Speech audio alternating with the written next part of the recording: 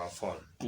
But be it as it may, Lokonga came in very strongly, and we can all bear witness to play. He had a great match. Karibu tena kwenye show yetu ya The Weekend Roundup, ambapo tunaongelelea ball kuhusu ile vitu zimepita weekend, mostly kwenye English Premier League.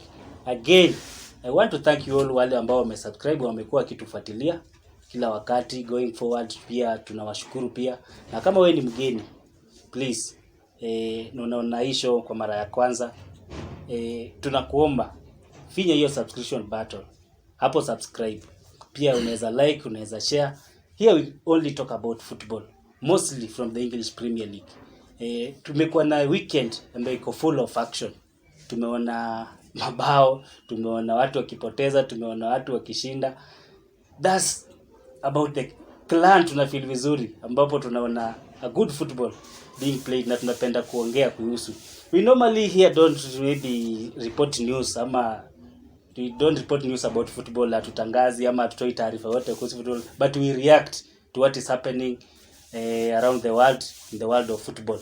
Mostly we based on English Premier League, but going forward we are looking for ways ya pia kuchambua La Liga, Serie A, Bundesliga, League 1, and also our local league, the FKF Premier League. But for now nataka tuzungumzie, to round up hii weekend venye imeisha, kuhusu zile mechi zimechezwa kwa Premier League. Kama kawaida ndani ya nyumba, mimi ndio host wako Hernandez Ronald Zola, niko na Samuel Sami, shabiki wa Manchester United. Tumekuwa naye for some time, I think you umeanza kumjua, and then the usual sitaki kukutaja juu najua unaumia. Sawa. Enock. Yes. Wizi ulifanyika. Lakini we are good. We are still there. Enock, najua ulipigwa, unaumia, but nataka kusikia sauti yako kabisa kifika huku mbele. Wacha kukua chini. So, vile tunaanza moja kwa moja, nataka tuzungumzie mechi yenye ilichezwa jana. It was the match of the weekend. Ilikuwa mostly highlighted. Manchester United ikaribisha Arsenal. Arsenal with the unbeaten this season, wamefika hapo, nyungu ikapasuka. Wacha tuanze na wewe Mr. Enock. What went wrong? As usual, the culprit Paul Tierney was at the center of it, and the VAR specialists, the Manchester United VAR referees were also around to rescue them. So I don't think they did what they did. Na sisi kama as a fan, Arsenal played well, but pia it's like a bahati hatukuwa nayo. Manchester played well too. I want to congratulate them. They did well, especially Rashford. Alitupata mara pili on the break, na tukalika kwa nivo. Yes. But bottom line ni kwamba we are still on top of the table, and the rest are following us. And Manchester wako na hata goal difference ya 0. I think we need to discuss about that because that's critical. So we are okay. As team also we are okay. Okay. From the way you are talking, it seems you don't acknowledge those results. Maybe you just fallen short of saying you are not party to it. But anyway, let me hear from Samuel here. Sami, yes. Niambie, ni mechi 4 saa hii maze. 4 back to back. Tulianza mbaya. Lakini tumeenda polepole to catch up. Tulijua Arsenal ni watu wa TikTok. Tuachie mechi wacheze. Hii chezeni. Si tukipata tunakuja mbio. Hiyo ndio kitu tumecheza. Na huyu jamaa ameongelea kuhusu referee Paul Tierney. Na najua kulingana na yeye I think to them Paul Tierney ni kama ameanza kutani kama venye Anton Taylor ako kwa Chelsea. Najua analamu sana Paul Tierney alisababisha wakakosa kuqualify Champions League. But tuna mechi yao la season na Genes Tottenham Hotspur I think. Anyway, wewe unaangalia ile kitu anazungumzia referee alionea Arsenal. I think ana refer kwa bao yenye ilikuwa imefungwa na Martinelli. From your point of view, uliona ni kama hiyo bao maybe kukataliwa kwa hiyo bao ili destabilize Arsenal ikawapatia an upper hand? Hiyo bao kukataliwa haikuwa morali. Kwa sababu ilibidi kuja kakuwa ni walikuwa wametupiga 1-0. VR ndio ile wakakataa akasema kuna venye hakujaenda mzuri hapo. Haikuharibia format yao. Ndio sio lenda gonga venye uko na gonga. Kwa sababu turudi 0-0. Sasa usioni kama kuna metolewa kwa mechi ya wale rudi 0-0 na wao already with their mind they know already wanaenda 1-0 ahead. Now again maybe Arsenal leading 1-0 at Old Trafford, maybe na venye Manchester United imekuwa ikiperform lately. Don't you think maybe hiyo bao ingekubaliwa inge destabilize maybe formation ya coach Ten Hag, maybe approach yake kwa hiyo mechi? Haingefanya kitu. Kwa sababu Arsenal wameongoza hata 1-0. Na wakuja na equalize na chapa. Hebu niambie kulingana na lineup yenu venye ilitoka na how you performed to this point, what went wrong for Arsenal? You've been playing some good football. There's nothing wrong with Arsenal. Wacha kwanza tuanzie hapo. The boys played all out. Arteta put in the best team that we can. But the problem we have at the moment is with the absence of Thomas Partey in such like matches. Yes. I think that was the starting point. That was the beginning of our fall. But be it as it may, Lokonga came in very strongly, and we can all bear witness to play. He had a great match yesterday, and immediately he was substituted. I think that's when Manchester United got some space behind the defense to score, because there was no cover up. There was no the defensive parts, the defensive midfield got loose. Then they had that chance. But the game was decided when Paul Tierney and his VR referees, assistants, decided to rule out the Martinelli goal. That's when the game changed. How did it change the game? You see, before that, Manchester were playing. They started very well, but Arsenal came into the game.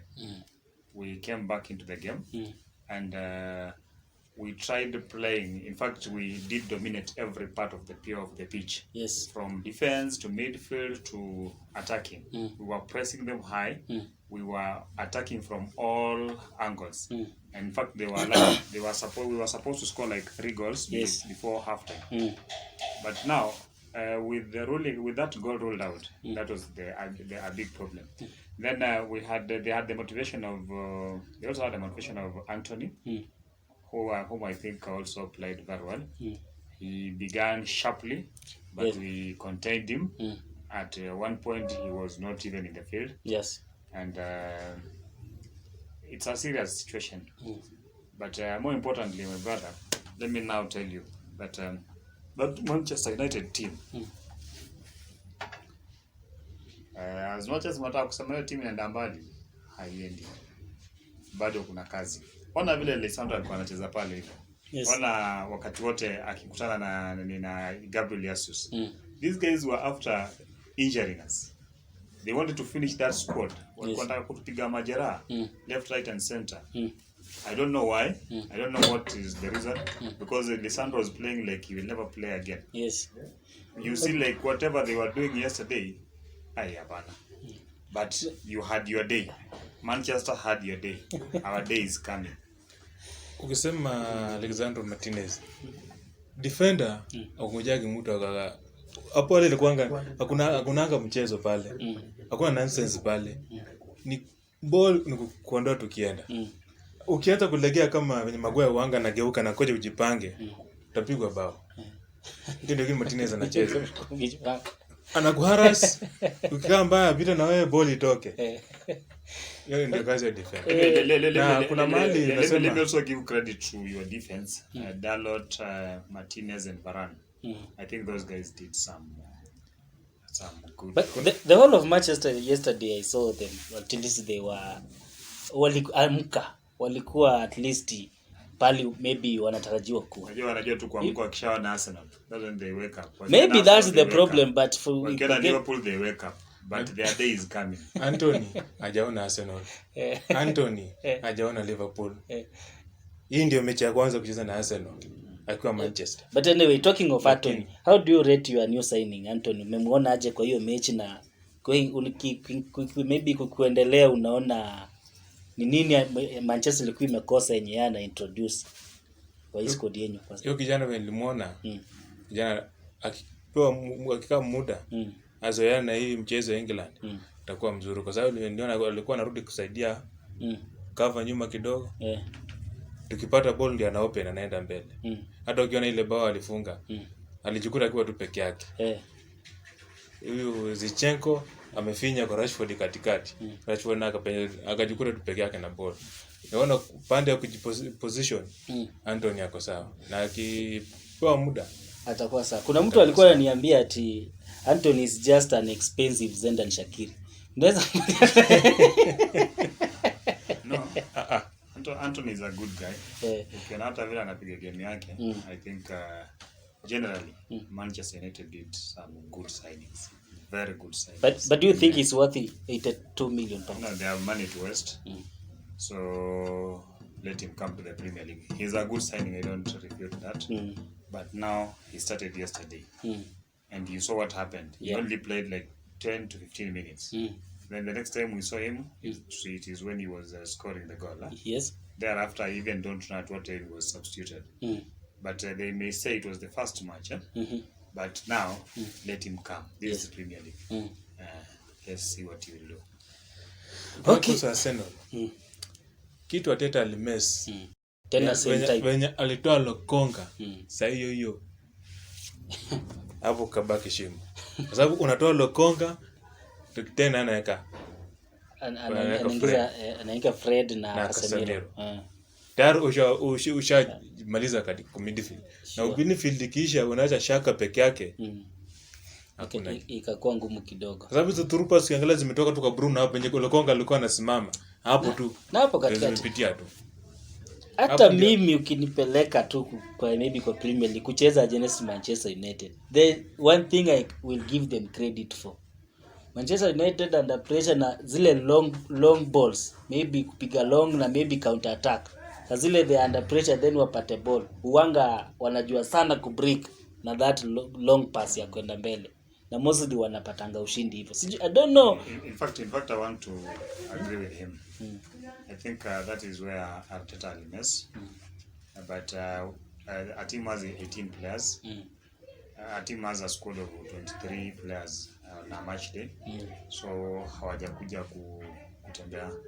They all must prove. Given that we are having some other matches in between the week, the Europa League, and we expect those boys to play. So looking into the future, I think it was a good thing. But for yesterday's match, I think that was wrong for Arteta. Now that we didn't have Partey with us, you must have a mix of experience and the young boys. But the boys who are brought in also gave a good account of themselves. Yes. In Fabio Vieira, Smith Rowe, and who was this other boy? Tomiyasu, and Eddie Nketiah. They are doing well. And I believe from yesterday's experience going into Europa, which is this Thursday, those boys will play some good game. And that's when you will understand what Arteta was doing. Yeah. Okay. Wacha tumalizie hii mambo ya Arsenal na Manchester hapo. The next match nataka tuangalie is there was a Merseyside derby. Liverpool ikimkaribisha Everton. Imeisha 0-0.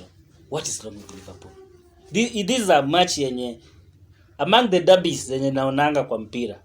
Hii ni ile derby moja inakuanga decided way before because mara mingi hata Everton wakuja wamewaka aje at the end of the day wataenda hapo wamelose.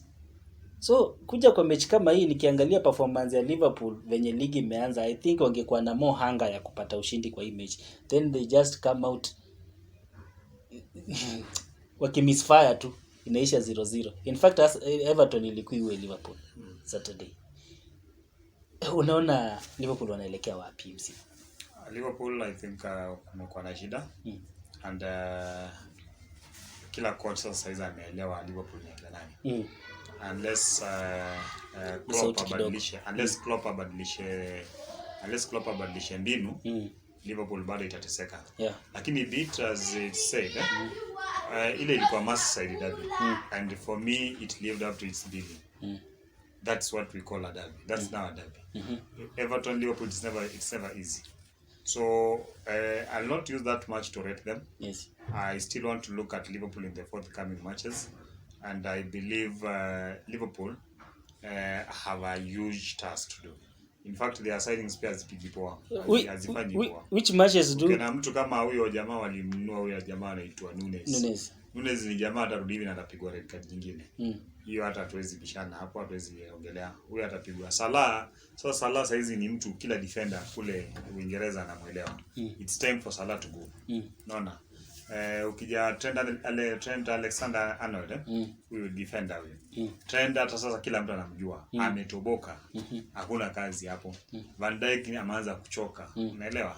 So it's difficult for Liverpool. Klopp has to change some few things here and there.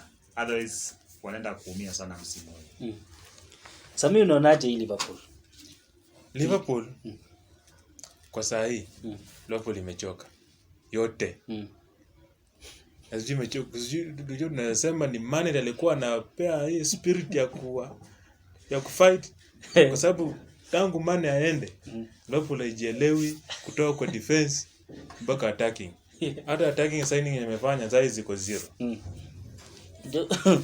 Unajua umeniambia unataka kuwapatia mechi kadhaa zenye zinakuja. Ukiangalia Liverpool mechi 6 zenye wamecheza kufikia saa hii, they played 6 matches. They only won 1 match comfortably. 9-0 against Bournemouth.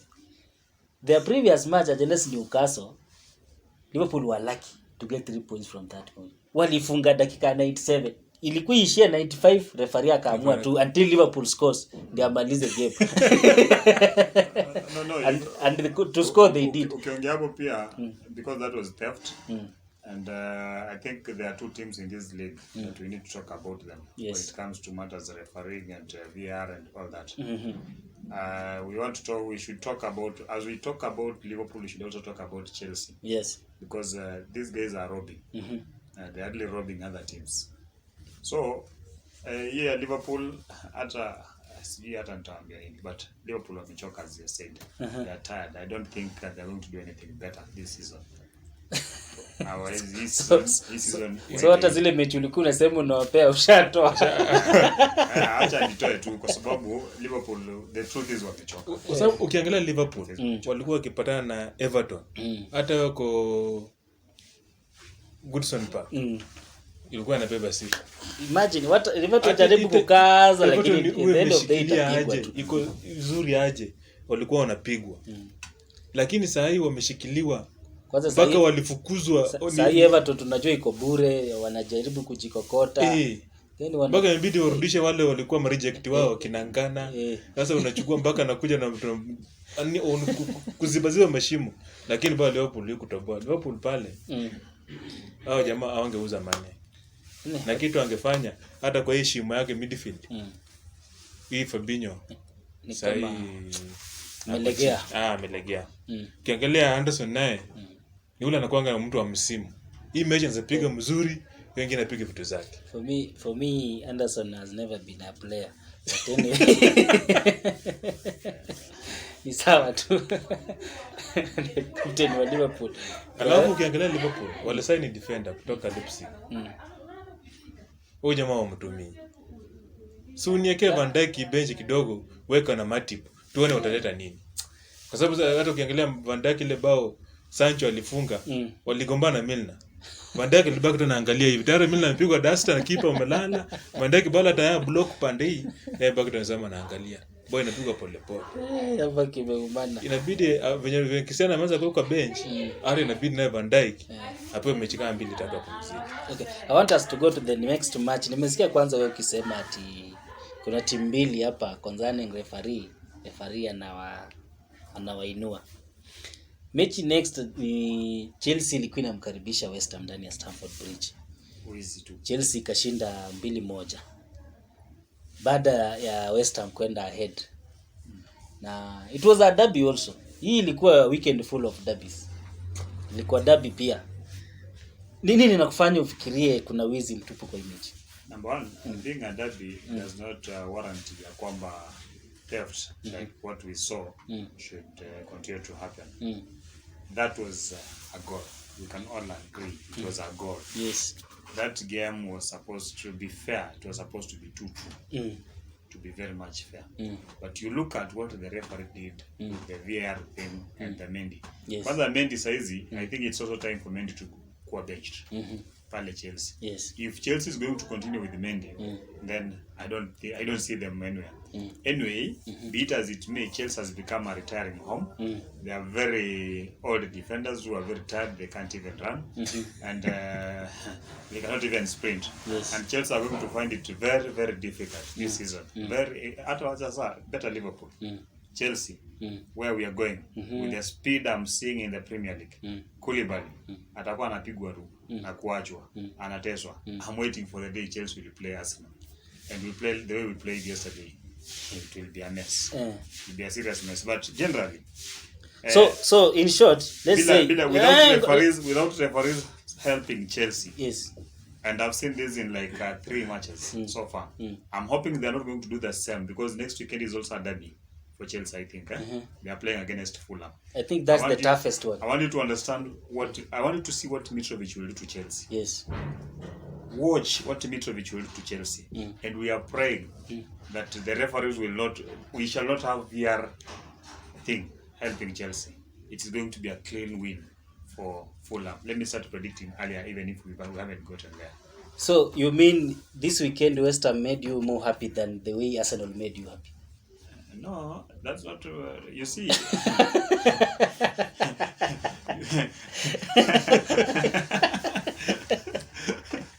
Changanya sana. Acha tufanye hivi. Must you let that to Arsenal? Arsenal is playing fair, winning fairly. You see, Arsenal makes me happy because we are still on top of the table and we are going nowhere. We're going to win the next match and you are on top for some times. Not for some time. That's a narrative that has been painted. I asked that because you seem to be more energized when it comes to this than the way you are talking when you are talking about Arsenal. For Chelsea, theft. Arsenal, we play well. We are still on top of the table. Sami, kwa maoni yako hii mechi uliona ni nini Chelsea wanafaa kufanya, ama ni nini West Ham walifaa kufanya, ama ni nini referee alifaa kufanya? Tukianza na bao, ile ni bao. Yeah. Hakuna venye unasema Bowen asharuka. Ameavoid kukanyaga huyu jamaa. Hiyo mguu iko pandili. Hakuna venye ingi angeinua yake kwa kisogo ndio avuke Mendy. Obvious angeguza Mendy. Na hii mguu iko nyuma. Mbona hii ball wangu anashika kwa box, mkono iko nyuma, unazimanga si pena? Wacha nikuwa advocate wa Chelsea kwa sahi wa Mendy. Kama player you have got no ill intent kwa huyo goalkeeper. We all see what they do. Mtu anakujanga, unaruka with your both feet the other side. But on this case, you just decide let me jump with one leg, the one nini moja libakisha nyuma. Lakini Mendy alikuwa ashapangua ball. Unajua angekuwa Mendy ameshika ball amekatalia ndio aguza achilie, ingekuwa situation nyingine, lakini alikuwa ashapangua ball. Kumaanisha hata hakuna effect ingekuwa pale. So si uone kama Bowen alifanya Mendy asirikave kupata ball. Hakuna. Hata angerecover na ball ilikuwa ishaenda huko tayari. That's why I've been told, hata mimi nimekuwa nikiwaambia vile ma striker pia wanatoleanga keeper ball alafu anajekewa na anguka inakuwa penalty. It was just the other way round. Mko na moral, anaenda anakaa kama dakika 2-3 ushapoa. Wanakuja na results zingine unakuja kile ni bao anakata. Vile nimesikia Waingereza wenyewe wakisema bao kama jana ile bao ya Martinelli. That was too soft. Football is a contact game. Na the same kind of a goal ilikuwa allowed kwa game ya Brighton. Look at the goal that was allowed Brighton versus Leicester, yeah. And look at the contact.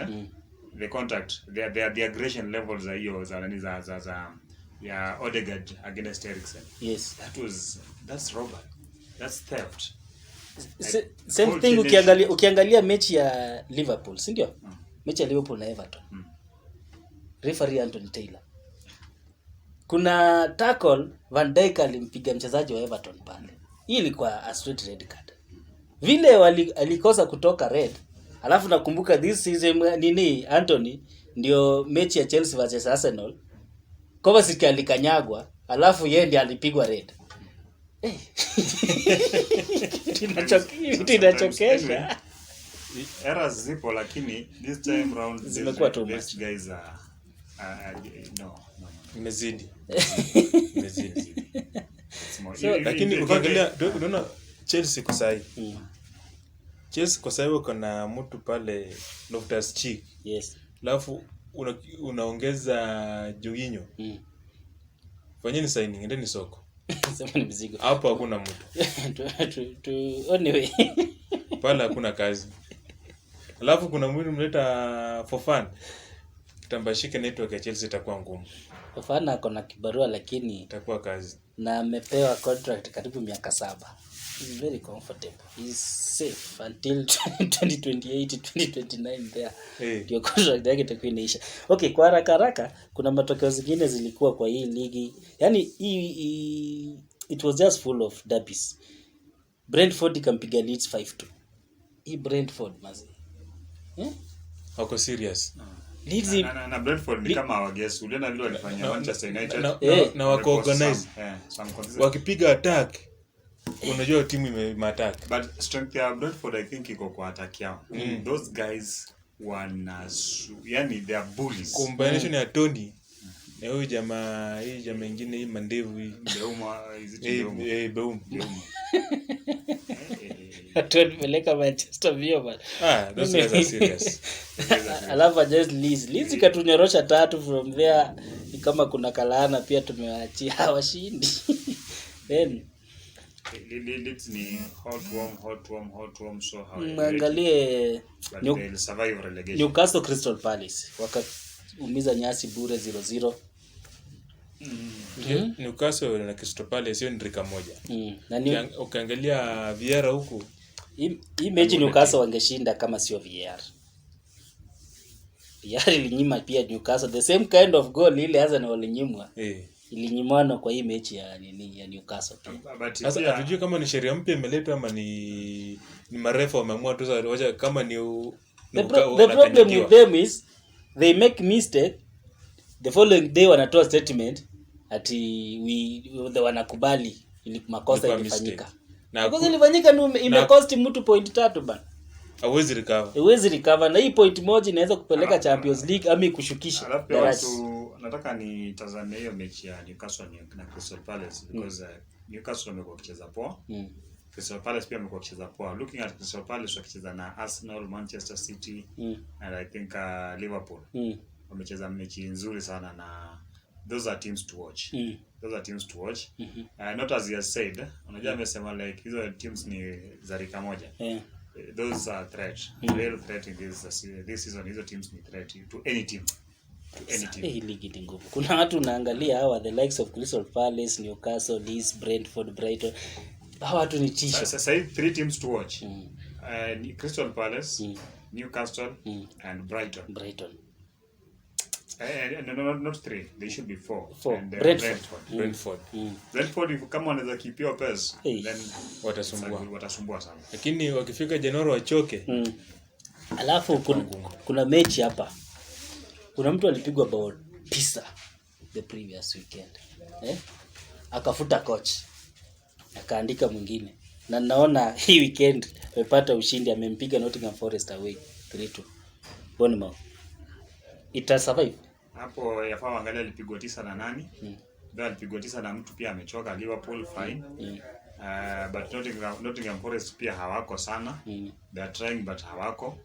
So nafikiria Bournemouth pia kumfuta coach was not a wise thing to do. Na ukiangalia pia Nottingham ndio wamesign pia players wengi sana. Signed almost 19 players. And when you sign 19 players in a season, now results ni kama zile utaziona. So hata kwenda mbele. Hiyo matokeo utaendelea kuyaona tu. Hapo kwa coach, that statement coming from an Arsenal fan I can understand. How can you lose 9-8 to Liverpool and you keep your job? No, for me I support them. Lakini ukiangalia Potters ukienda mechi watu wametoka relegation. Wamekuja na yule wasama wao huko chini. Wameleta hapo. Pengine Bournemouth inamlemea Nottingham Forest. But as long as wako in the same league, you get 3 points, it doesn't matter umepata kutoka kwa nani. Bora umepanda zitakusaidia. Because nilikuwa niangalia tables, only one team yenye bado iko na 1 point. Hizi timu zingine ziko 4 points kwenda mbele. Of which ni Leicester City. Mambo yao sijui ni wanaelekea wapi. Then the next match also another London derby, Tottenham versus Fulham. Wow, that was a great match. Tottenham seem to be serious this season ba. Hiyo game ilikuwa moto. Ilikuwa moto sana. Niliona Fulham they up to something. Japo kwa pia wamepiga ukina signings zenye Fulham wamepiga pia. Yes. Ni signings za kupigiwa mifano. Though they are signing somehow old players, rejected players and all of it is value, but I think those players want to prove themselves. They want to kujiredeem Yes. Pale Tottenham. So if what I maintain hivyo. Na pale Fulham kuna jamaa anaitwa Mitrovic. Yes. He's a guy to watch. Na jana zilimkataa tu. Mabao pia zilimkataa. Anapiga kila mechi bana. Anapiga vitu vizuri. 6 out of 6. Kitu classic. Ile ilitumwa zono kipa kifona ni injury. Akarudia nyingine ya pili kakataa. Unaona Mitrovic alitesa hata Arsenal. Alitesa mbaya sana. Unaona vile alitesa, yani Mitrovic is one of jamaa ndio ligi imemkubali sasa. Kuna time alikuwa kwa hii ligi akalemewa kwa Newcastle teremka huko. Spurs wakiendelea kushikana venye iko hivyo watasumbua. But I think Mitrovic ameanza kupata hii nini kwa sababu previously hata hakuwa anakaa kwa kiwanja. One match too much red card. Yes. One match too much red card. But this time ameona amecheza 6. I think positively ameimprove. Nilikuwa nataka niongelee Tote kidogo because Tote nafikiria Conte anajielewa na ni coach anajua anacheza kwa ajili ya nini. Yes. So Tottenham is going to be is a serious threat na ni Champions League contenders. Yeah. Na waneo kwa Champions League. Wataanza top 4 na pia watasumbua pale Champions League. Yes. Lakini the difference will come in when they play against Arsenal. That only you always know. Ya kwamba unless you and Paul Tierney katikati ya kiwanja, the difference always comes when somebody plays Arsenal. But it's okay. Wolves walimpiga Southampton 1-0. Southampton baada ya kungangana tu kupiga Chelsea then wanashindwa tu kwenda kupiga Wolves. Nini wambaya na watu? Kila mtu akona mnyonge wake. Sasa unaweza ngangania ule mkubwa ukifika kule. Nataka kusema si ni wanyonge wa Southampton. Sentiments nakuanga hell kwenu. Sio mtokange uko rahisi. Mkumbuka Southampton lazima mngangane. Usipongangana hata Manchester kushinda Southampton sio Manchester ilicheza. Yani siku iliwakubali lakini Southampton ni moto hapo kwao. Especially wako na vijana wazuri wale Southampton. Na jana pia kushinda walipigwa na Wolves. Walipigwa na Wolves. Najua walijituma sana ile mechi nyingine. So jana walikutana na rika yao. Najua watoto wakishapatana watoto kwa watoto then they choose how to fight. Yes. Mwingine anaweza kupiga golf waamue ukose kurudisha. Mambo yao hayo. Then the next one, the champions. Walienda pale Villa Park. Wakitarajia watashinda waruke Arsenal. Basi jui ni Arsenal waliwaroga ama nini, waliwakazia. Arsenal walikuwa na watch game kama wamefanya hivi. Ikaisha. Ikaisha 1-1. Another I know you must talk about Arsenal. But another VR decision. in that game. Yes.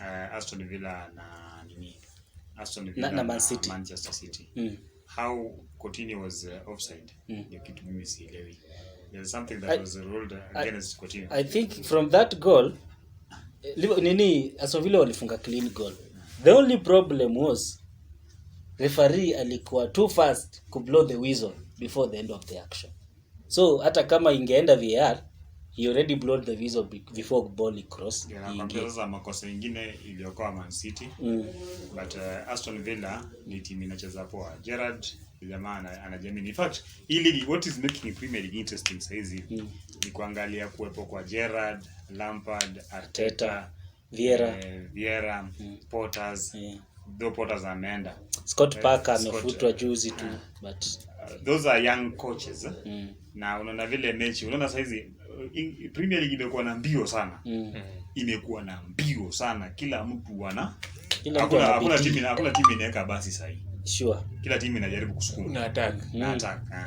There was a time Premier League kuja around 2006, 7 up to 2013. Yani ulikuwa unapata a big team always wins 4-0, 5-0. Yes, ikuizi bana kupata hata 2-0 against Brentford. Kibarua bana. So it depends on how sharp your strikers are. Watu wanyatamwa ligi itendape ni wale strikers team iko nao. Una kama Man City. Hata si defense. Una kama Man City. Haaland akiendelea na hiyo pesi amefungulia hiyo gap ya kupiga mabao. Na hii supply yake isipate injury. Hiyo Bernardo na De Bruyne wasipate injury. Jamaa atapiga mabao mingi sana. Na City lakini Haaland mimi bado sijakubali like Haaland tishie timu yote. Lakini anasema just a lucky guy, anajua like kujiposition na ball wewe inampata tu. Haaland ya Drogba type of strikers. Unajua hauwezi kuwa lucky na umejua kujiposition. No. Kwa sababu unajua ball ni lazima nikae mahali pazuri ndio ball. Unajua kwa lucky ni vile kuna watu wanakuanga kwa hizo position and they don't score. So hujamuona timu bana ndani ya jezi my friend. Unapata namba kuna baki na line na you don't score. Napiga juu. Na huyu jamaa wewe zungumza hivyo. Huyu jamaa ako na pace na ako strong. Unajua Premier League inataka ukuwe strong. Lakini mimi bado siamini kama Haaland. I even think Nunes wa Liverpool is better than Haaland. Acha nikwambie kitu moja. Hivyo tu Haaland like I think ulicheki game ya nini? Ndio umesema wale majamaa ulicheki jana wale majamaa wako nyuma yake the likes of Bernardo hao ndio watu wanajenga Haaland. Yes, you minus them kwa hiyo team, you give Haaland to play against any other player. Haaland is nothing. Umesema Haaland is like Manchester City. Usaid Haaland is like Drogba. Drogba alikuwa na Kian Lampard nyuma yake. Na kina Bala, kina Joko. Sasa mambo ya Drogba, niko like Drogba wakati mwingi alikuwa anacheza game yake. Drogba hata ulikuwa ujui atafungia wapi pa. Anaenda anasimama nyuma ya goal, anagongwa na ball inaingia. Yani against Arsenal. Ni ball hiyo miujiza imekuwa ball inamtafuta, unaona? Like vile ball inatafuta Haaland. Si Haaland anatafuta ball. Unaona? That's why I'm telling you is a lucky guy. Unasema jamaa akona magnet ball wao inamtafuta tu yenyewe ana score. So unasema watu wengine wako na Erling Haaland. Wengine wako na Elanga. Kwanza huyu amesema namna gani? Nunes Liverpool aruda kule radika dingi. Na umesema ako better kuliko Haaland. Nunes is hapo. Nunes ni bully kwanza. Ndio Nunes ni bully. Playing against Nunes is ni shida. Unaona? Nunes ni akirudi shida kiboxing ama kimpira. Kiball tu. Nunes yeye anaweza toka majamaa. Anaweza chukua bola akate majamaa atoke, afambo la ngangane atoke. Haaland haizi toka majamaa. But ukumbuke Haaland ni yeye alikuwa walimsign afunge mabao. Well, which is doing nakwambia ile tongaje collectively. Unaona wakati timu inamhitaji sana. Unaona? Nunes is far much better than Haaland. Unaona? Sasa si ati namchukia Haaland lakini I still feel like Haaland ni bahati tu. Mpira inamtafuta. You might have a point.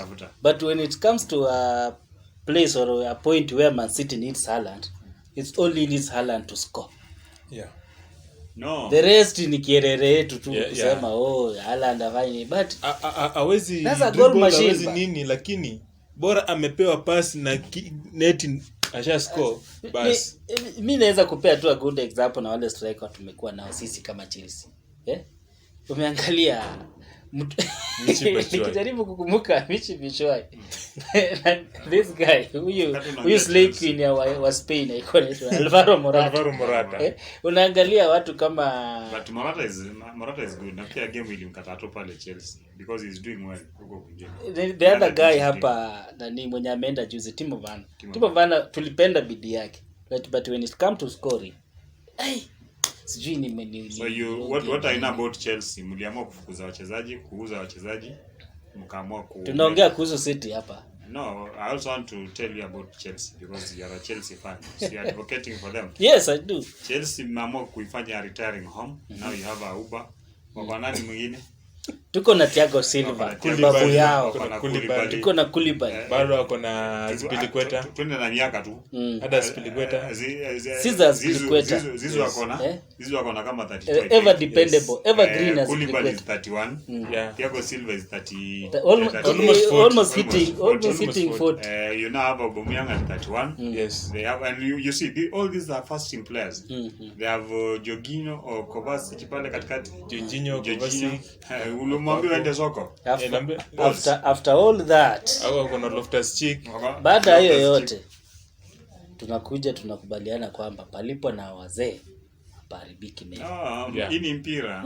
My friend, who's your top defender? My top defender. Gabriel Magalhaes. Can you compare Gabriel Magalhaes to Thiago Silva at 38? No. Can you compare Magalhaes to Thiago Silva at 38? Oh, okay, let me even say Saliba now. Saliba is doing better. Okay, Saliba is doing better than Thiago.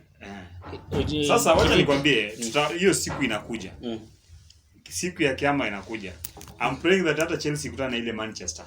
Yenye hiyo Manchester tulicheza nayo jana ile Arsenal. Na hiyo pesi ya hiyo pesi ya kina Rashford. Hiyo pesi ya Anthony. Hiyo pesi ya this other guy from the other side is Sancho. I'm telling you. Ile kitu itafanyika pale hivyo. Kovacic atakuwa anapigwa tu duster pale katikati. Huko nyuma Koulibaly akijaribu kugeuka injury out. Yule siku ataenda season long injury. Kitu inanipea waro kwa Manchester. Penye Martinez alitoka na Rashford wasikuwa wako na injury. Okay, acha tu end up kwa leo. Kwa ufupi tu sitaki hata mzungumzie sana. The Champions League inaanza kesho. Kuna some few fixtures zenye ziko on the card. Nataka mnipatie tu predictions zenyu haraka tukimalizia in the next few minutes. Kwa mfano hapa kesho maida ya saa 1:45 Dynamo Zagreb namkaribisha Chelsea. Predictions zenyu? Dynamo Zagreb Chelsea. I think Chelsea look at the day. Chelsea hapo watashinda. Okay, another big match. Wewe unaona aje? Najua tu nataka kusupport Dynamo Zagreb, but sasa ni vile unashinda utawasupport ukisimama wapi. It is 2-0 in favor of Dynamo Zagreb. I knew. Okay. Then another big match. Celtic inamkaribisha Real Madrid masaa 4 kesho usiku. Draw. Naona aje Celtic Real Madrid. Draw. Mimi naona Real can win 2-0. Hiyo kitu Real itabeba. Draw 1-1 draw. Then another big match, PSG versus Juventus. 10 p.m. tomorrow. PSG carry the day. 3-1. Nyewe wakilingana na uzito yao na wako home, they can easily win that one. Then Sevilla inamkaribisha Manchester City. Hiyo masaa 4. City ta win. Obvious. Haaland will not score. Will score. Haaland will not score. Okay, naona uko na personal beef, uko na beef na Haaland. But anyway, sisi haituhusu. I'm waiting that day atapatana na Arsenal. I think tunafaa to make bet up. As Haaland akifunga Arsenal. Yeah. Fikiria je hiyo maneno. Sio akifunga Haaland atafunga Arsenal. Then matches za Wednesday, another Big match za Wednesday, naona Barcelona inamkaribisha Pilsen saa 4 usiku. Barcelona kichwa.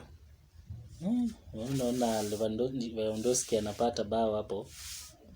Alafu another big match, Inter Milan inamkaribisha Bayern Munich.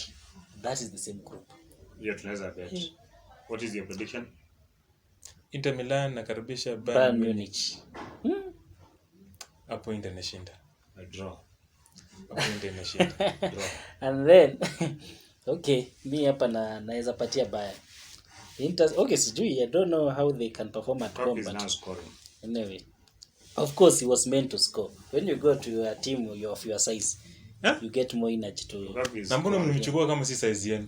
Okay, 100 million euros. we really loved Lukaku, but unfortunately he's not up to our standard. Nataka ufike prediction ya Arsenal. I want to give my prediction. Arsenal, we are talking about Champions League. Is Arsenal in the Champions League?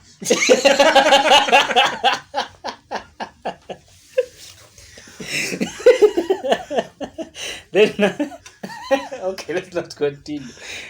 Napoli namkaribisha Liverpool. Tukimalizia haraka. Liverpool na Liverpool itapigwa. Hata mimi naona draw ama Napoli ishinde 2-1. I'll not predict that one. Then the last one, I think let's talk about it. It's not so big, but I think zile teams zenye ziko almost on the same level. Tottenham versus Olympic Marseille. Tottenham will carry the day. Spurs itashinda. Kwa hivyo hiyo mmeona hata Olympic Marseille nzito sana. Okay, there's a lot of matches kwa Champions League, but hatungeenda through zote. Tumechagua kadhaa zile tumeona they are much more of interest. Okay, kabla umaliza amekataa kutupa prediction on Thursday. Arsenal will be playing and Arsenal will win 3-0. Which group is Arsenal in the Champions League? Europa League. Playing against who? Your team inaitwaje? Today I was just talking about Champions League. You brought in Arsenal. Blo? You're playing against team ndogo tu kwanza. Blo? Now, don't worry. Utajiuma ulimi bure. Hizo ndio timu za Europa League. That's where Arsenal is.